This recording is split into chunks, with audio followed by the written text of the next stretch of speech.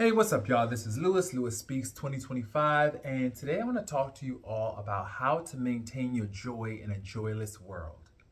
Right now, we live in a very joyless world. People are pathologically miserable, and oftentimes, misery is contagious. So, you have to make sure that you're constantly feeding yourself positivity, making sure that you make room for also grieving and processing difficult emotions, but not staying stuck in those emotions.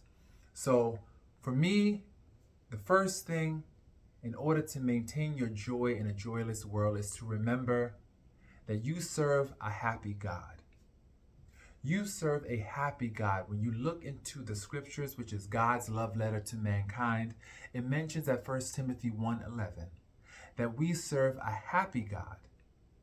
Our God wants us to reflect his image.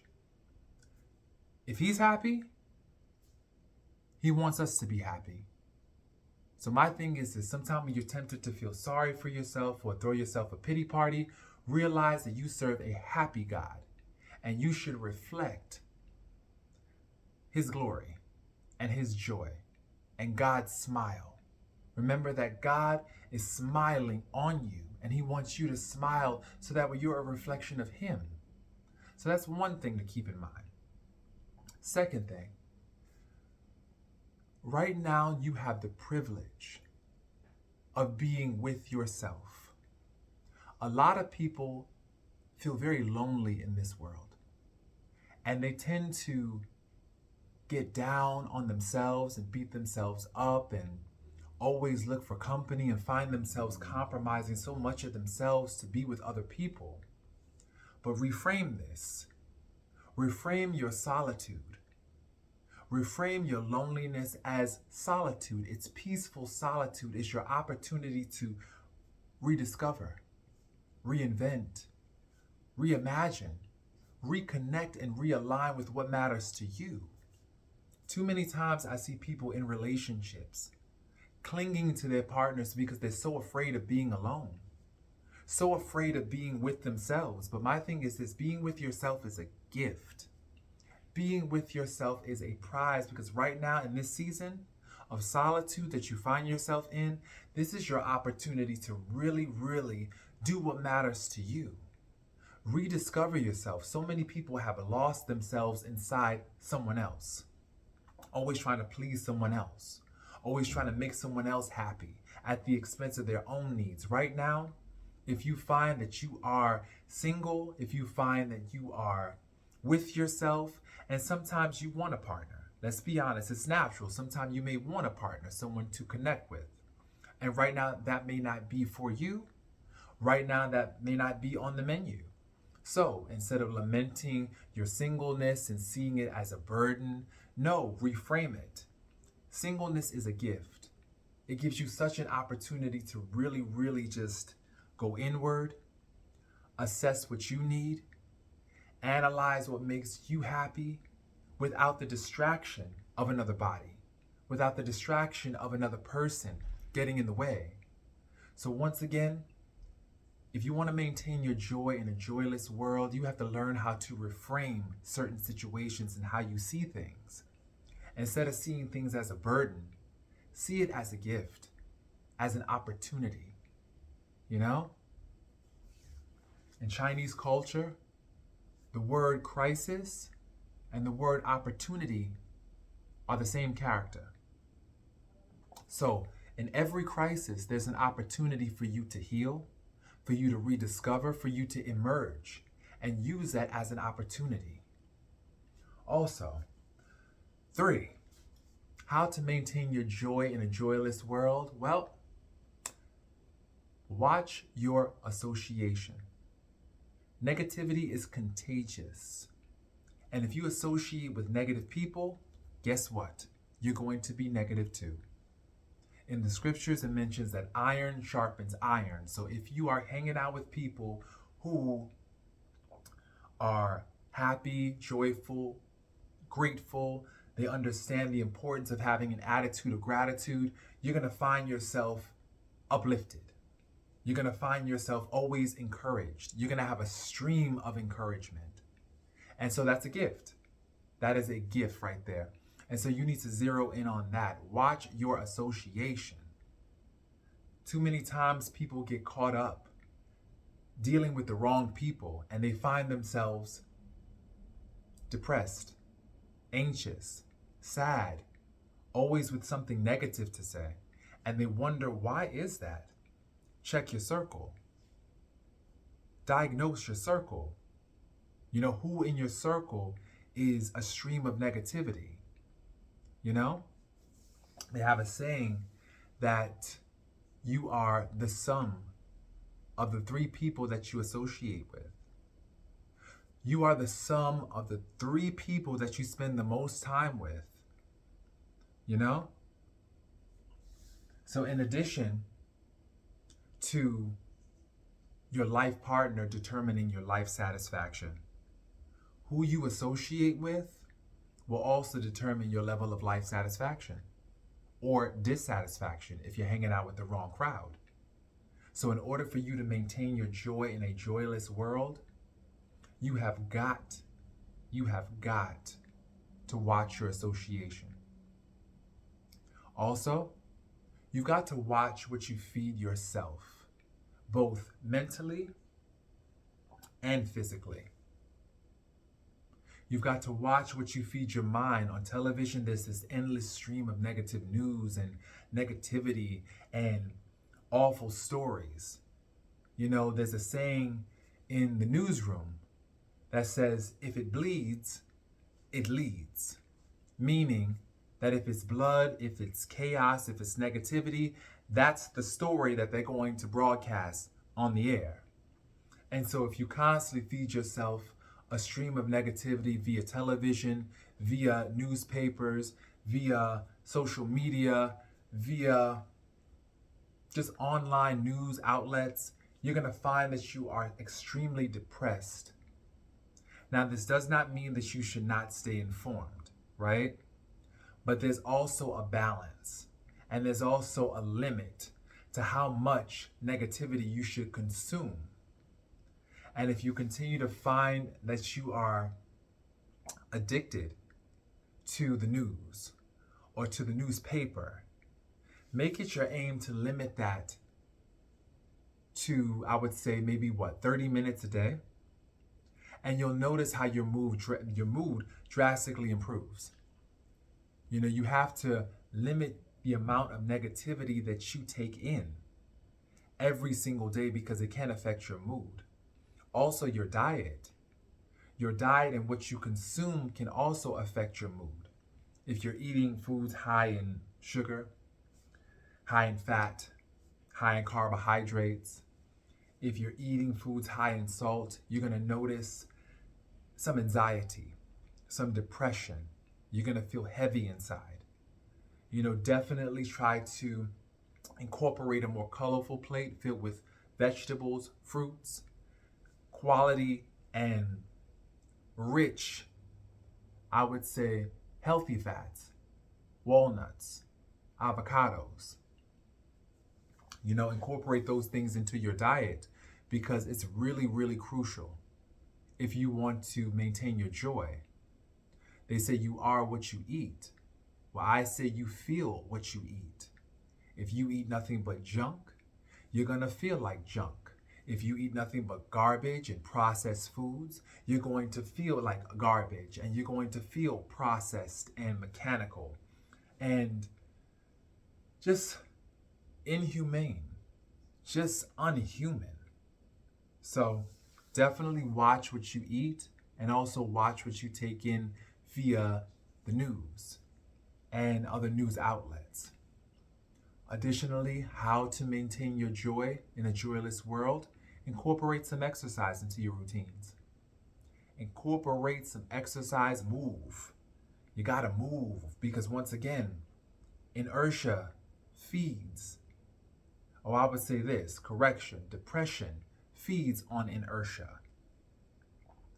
Depression feeds on a sedentary lifestyle. If you always find yourself sitting on the couch or laying in bed, you keep on feeding the beast of depression. You have to get up and move.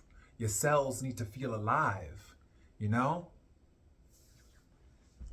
Move a muscle, change a feeling. Move a muscle, change a feeling. Keep that in mind. But if you stay stuck and frozen, then you will feel depressed. We were not meant to be frozen. We were not meant to be inanimate. We were meant to move. And so definitely incorporating some level of movement, at least 30 minutes a day, can be really helpful in terms of maintaining your joy in a joyless world. Additionally, how to maintain your joy? You got to talk it out. You can't bottle up your emotions and bottle up your anger and bottle up your feelings. No, you got to talk it out. You have to let it out. You have to scream it out. You have to do something to release all that tension and anger, whether it be to hit a heavy bag or punch a pillow or to just talk it out with a therapist or a close friend. You have to be able to vent, and you also have to be able to find solutions within the venting. You know, there's a benefit to venting, but at the same time, sometimes you can get stuck in those negative thought loops if you continue to vent too much. So I think maybe spend 15 minutes venting and then spend the next either 30 or so minutes coming up with solutions and brainstorming solutions.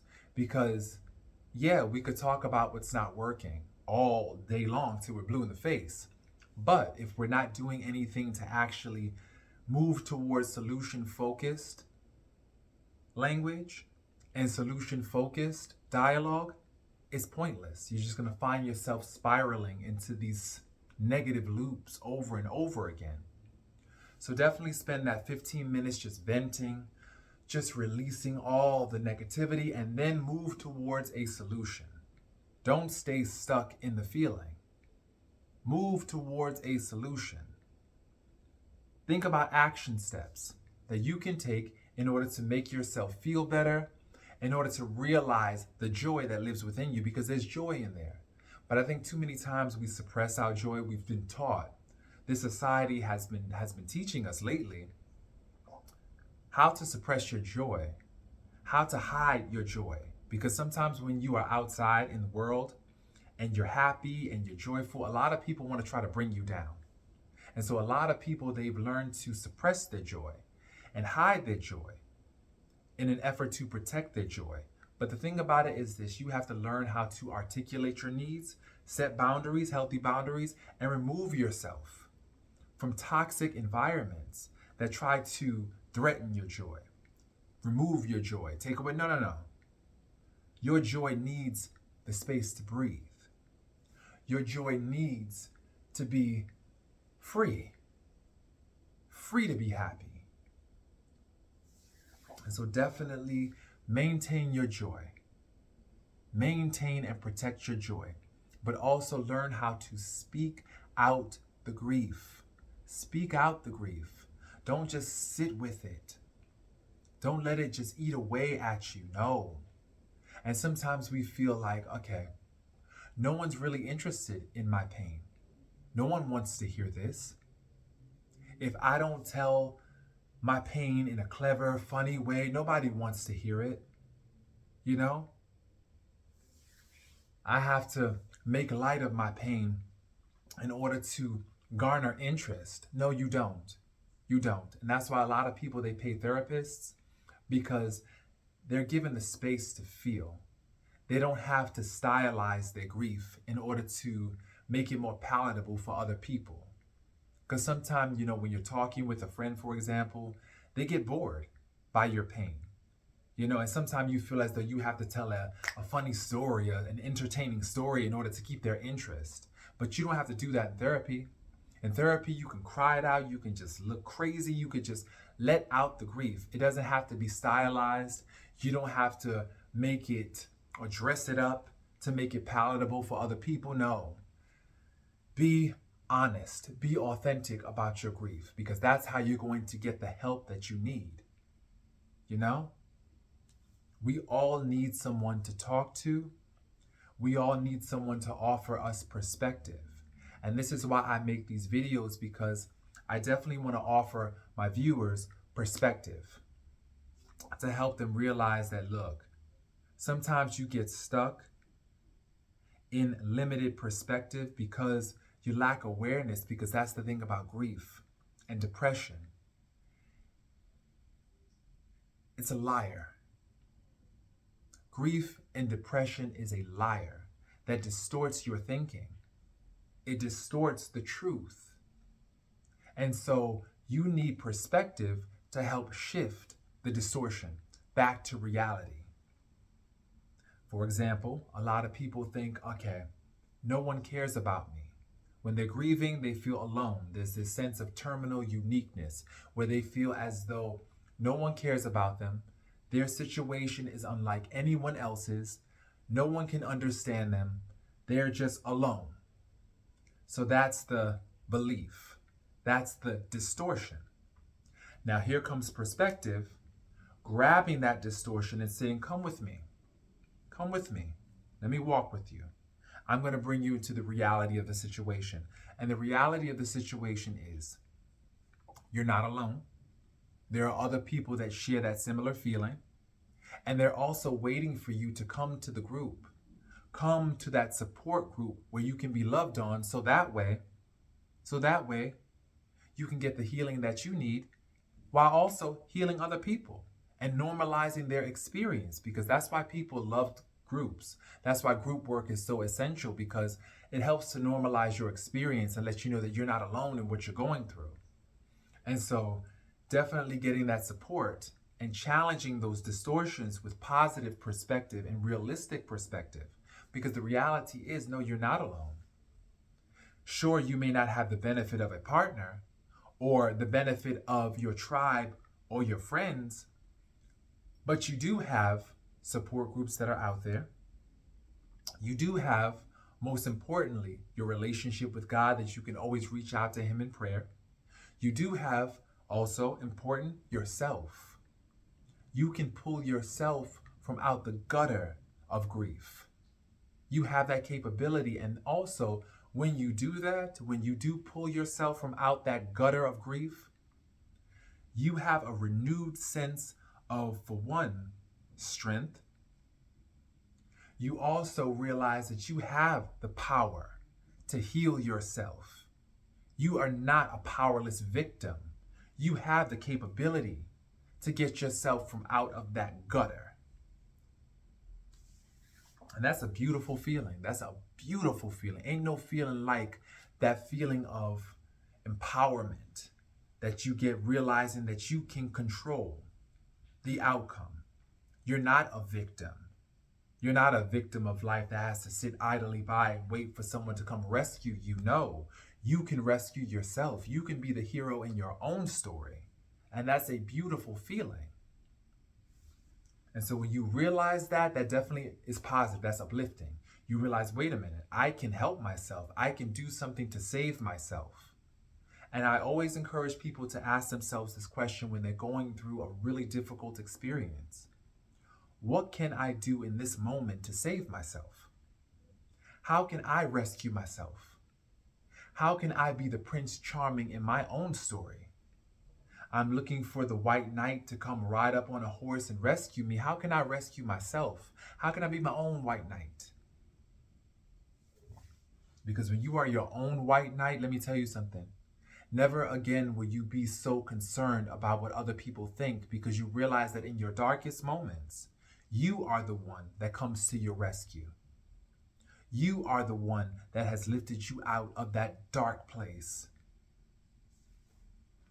We all, to a certain degree, experience the dark night of the soul, where we just go through these deep, deep feelings of grief and depression. But we lift ourselves up and we make a commitment to ourselves to never allow anyone to suppress, to hurt us, and to make us feel like we're not valuable. No, because we start to realize that we are valuable. And once again, how to maintain your joy. How to maintain your joy in a joyless world. Always remind yourself of your positive qualities. Everybody has something wonderful about them. Everybody has something great and inspiring about them. And so reminding yourself that you have wonderful qualities. You reflect God's grace, His love, His justice, His wisdom, and His power. Those are His attributes, and you reflect that. God don't make no junk. He never did and never will. Additionally, how to maintain your joy in a joyless world, realizing that you have a purpose. Too many of us allow grief to derail our purpose. We allow what someone else says or does to derail us from activating and actuating our purpose and actualizing our purpose. That's the thing. Too many times we let people's foolishness take us off the track. We let their stupidity and their projections knock us out the box. And I say this, don't allow that to knock you out the box. You are here on purpose. You have an assignment. The moment that you are born, the moment you take that first breath, you have an assignment. Now, it's up to you to figure out what that assignment is. But you are given clues throughout your life. And it's kind of like a scavenger hunt. So you pick up these clues and you pick up these clues, and gradually you begin to formulate a reason why you're here on this earth. Me personally, my reason is to inspire other people to realize their highest potential. And that's what I realize. Based on my life experiences, based on my training, based on so many different diverse encounters that I've had, I realized that my purpose on this earth is to elevate people and help them and walk alongside them as they actualize their purpose. And I love walking alongside people on their journey. It's a great feeling. And I realize that that's my purpose. And so when you're tempted to feel joyless and you have a purpose and you have a mission. Don't let people derail you. And it's easier said than done, because sometimes your family, sometimes your friends, co-workers, strangers want to come along and try to take you away from your destiny. No, you have a purpose. You are here for a reason. Once again, stop allowing these people and their negativity and their own inferiority complexes and their own projections to take you off track. No. Get back on track. Get back on track. It's never too late to turn around. Like they have a saying, it's never too late to be what you might have been. It's never too late. You can start again. You can dust yourself off, like Aaliyah says, and try again. If it doesn't work out this time, dust yourself off, try again and again. Take the lesson and receive the blessing. Because I'm telling you right now, it's easy to beat yourself up over past failures, over bad experiences. And that's another reason, how to stay. That's another way to stay joyful in a joyless world. Not getting stuck in the past. Not allowing past mistakes to lock you in a state of perpetual guilt and shame. So many people have allowed guilt and shame to keep them locked in a prison to the point where they're not realizing their potential. You have to, for one, realize that you are imperfect, you make mistakes, but you also learn from those mistakes. And you make different choices with the information that you have. You give yourself grace. And you realize that you did the best you could with the information that you had at the time. You did the best you could. And knowing that, and making the positive, making the appropriate amends, committing to being a better person every single day and doing the next right thing, that will help you on your journey. That will definitely help you on your journey, because it's tempting to beat yourself up constantly. But no, that serves no purpose. It's pointless. It just keeps you stuck. And the idea is never to be stuck, but to always be moving, evolving, growing, changing. That's life. Life is not what it was then. Life is not now what it was then. Life is different. Life has evolved. Life has changed. It has moved and shifted. And so we have to learn how to ride the waves and move and shift with life and live life on life's terms. And that's very difficult for a lot of us, especially young folks, because they're idealistic. They come in here thinking that it could be like this and it could be like this. And that's wonderful. There is a time and a place for idealism, but there's also a time and place for being realistic. And you have to learn how to temper and marry idealism with realism. And sometimes they can make strange bedfellows. I'm not going to lie. Sometimes it could be really difficult to negotiate those two propositions. But I got to say this. You got to basically just learn how to live life on life's terms, because that'll also determine your level of life satisfaction. If you're constantly living in a dream world, you're going to find yourself disillusioned by life, and it's going to affect your joy. You got to see people and see things for what they are, not for what you want them to be, but for what they are. Some of us are in partnerships with people and we see their potential. We see what they could be, but we struggle to see what they are and where they are. They're not in a place right now where they're ready to actualize that potential, but yet and still we continue to hold on to the illusion, hold on to the fantasy of them, hold on to this belief in their potential. But like I said, potential is wonderful. But if it's not being acted upon, if it's not being actualized, it's just dead faith. What do the scriptures say? The scriptures say faith without works is dead. Potential without work is dead. There's so many people who die and go to their grave full of potential. The grave is filled with people with potential, but you have to learn how to actualize your gifts. You know, there is an example in a parable in the Bible where a king gives talents to 3 individuals. He gives talents. Now, talents are money. That's back in the day. So he gives these talents to 3 individuals. 2 of them maximize his gift, the king's gift. 1 of them just buries the talent, doesn't do anything with it, just buries it, keeps it locked away.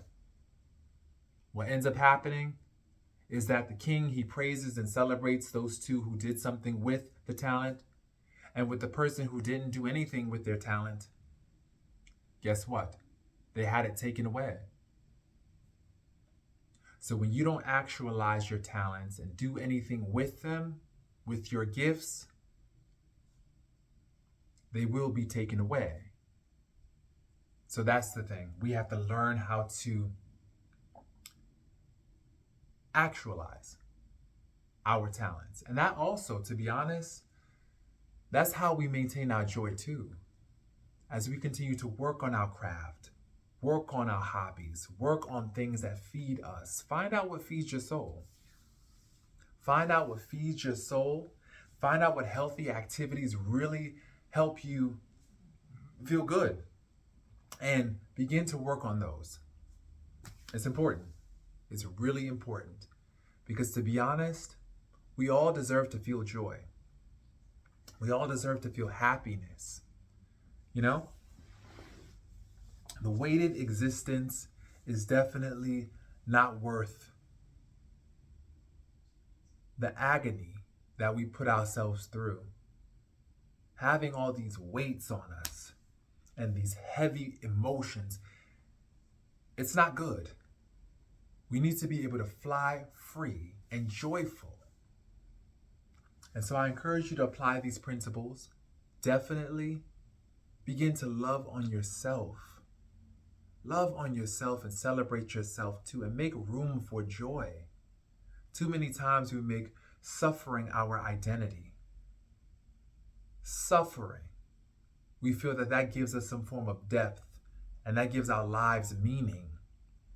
But you know something? Joy is deep too. Being happy and bringing a smile to your face, that's deep too. That is deep too. So definitely continue to maintain your joy in this joyless world and don't let anybody take away your smile. I love y'all. Peace.